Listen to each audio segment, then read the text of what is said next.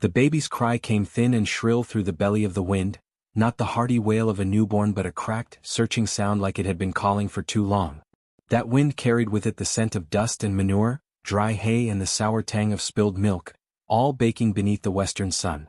From atop his dun mare, Elias McCrae drew a slow breath and narrowed his eyes across the field.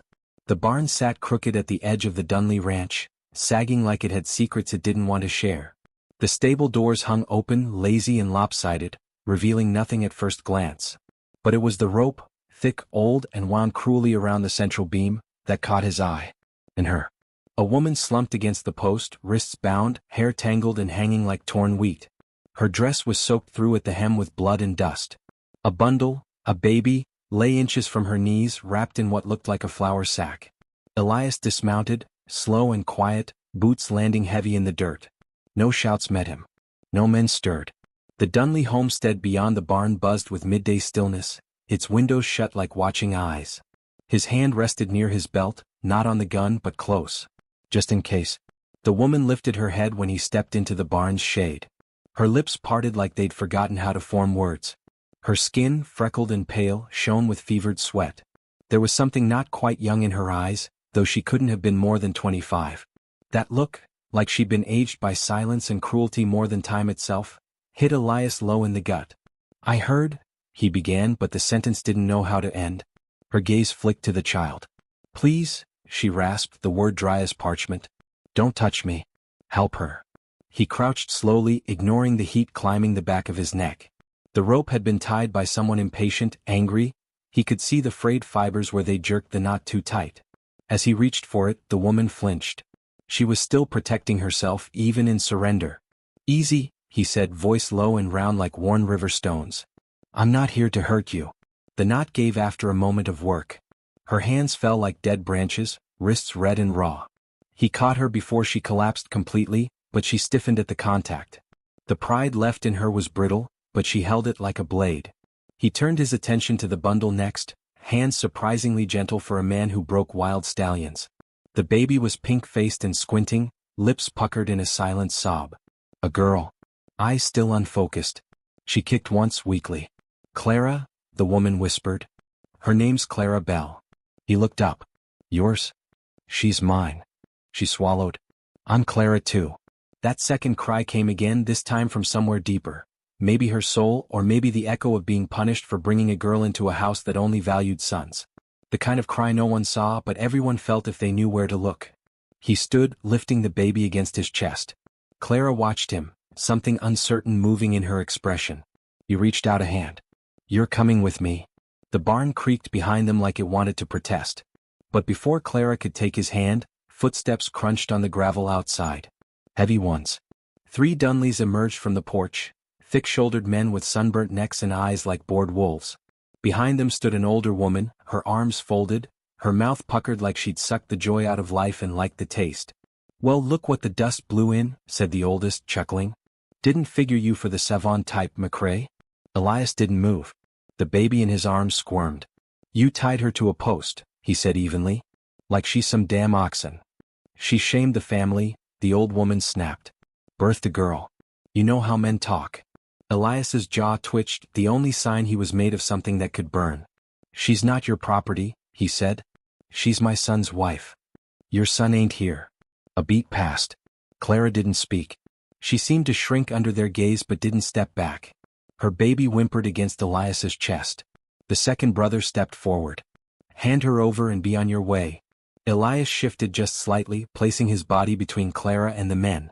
His voice came low now, barely above a hush. "You raise your hand, I'll bury it." That quiet threat sat like a stone in the throat of the barn. No one laughed. He turned. Clara didn't hesitate this time. She moved toward him, slowly, legs trembling but steady. He led her past the men without another word. No one followed. The sun scorched down as they walked, Clara leaning on his arm, her bare feet leaving small, unsure prints in the dust. The baby cooed once as if sensing something had shifted. The journey was long, the kind that says more in silence than 1,000 words might. She rode behind him on the mare, her body pressed carefully to his back, the baby tucked between them. The wind changed direction. A hawk soared above them. And still no one looked back. By the time they reached Elias's homestead, the sky had dimmed to a softer gold. His cabin was nothing to boast about, wood plain as bread, roof patched by hand, but it stood sturdy, and the chimney smoked like a welcome. He helped her down, careful not to touch more than necessary. She lingered at the edge of the porch, eyes skimming the doorway like it might swallow her. "You're safe here," he said. She stepped in 1 foot at a time. Inside, the air smelled like pine, old tobacco, and firewood. A kettle whistled gently on the stove. On the table sat a small, carved wooden horse, unfinished, half-painted. Elias laid the baby on a soft cot by the hearth and wrapped her with a worn but clean quilt. "I'll sleep out there," he nodded toward the barn. "You don't have to," Clara said quickly, voice barely above wind. "I do," he answered, soft but sure. "For now." She nodded. That night, the rain came gentle and steady. It knocked against the roof like fingers, coaxing out old stories from the wood. Clara sat by the fire, holding June, humming a song even she barely remembered. Elias didn't sleep in the barn, not really. He sat on the hay, boots off, listening to the quiet. Listening for if she cried out. Listening for if she didn't. The next morning she was standing by the stove when he walked in. She had braided her hair. The bruise on her cheek had darkened, but her eyes looked clearer. "I made coffee," she said. "Smells good." They didn't talk much after that. They didn't need to. In the days that followed, something shifted in the way she stood, the way she held the baby. Elias noticed she no longer flinched when he passed close. She'd started to hum more often. She washed the blood from her dress.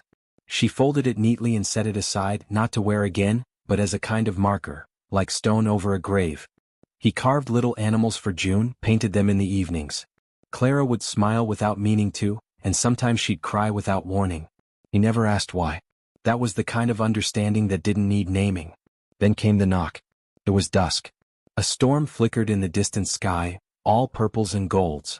Elias opened the door to find the youngest Dunley, barely more than a boy, breathless, rifle slung over one shoulder. "She belongs to us," the boy said, eyes darting between Elias and Clara, who stood just behind him. Elias stepped forward, arms folded. "She doesn't." "You gonna stop me?" Elias didn't answer. Clara did. She stepped forward, voice low but unshaking. "You came too late." "She's your kin," the boy hissed. "No," Clara said. "She's mine." The baby stirred. Elias didn't touch Clara, but his presence beside her was louder than any weapon. The boy blinked, lowered his gun, turned and walked into the storm. That night, Clara stood outside while the rain came down in sheets. She held June in her arms, her face upturned to the sky. Behind her, Elias waited with 2 cups of coffee and a quiet fire.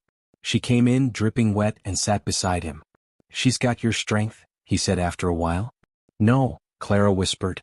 "She's got yours." And in that tiny cabin, with thunder rolling distant and safe, she leaned her head on his shoulder, not in need, not in gratitude, but in peace. She had not been rescued. She had not been saved. She had been seen. And this time that was enough.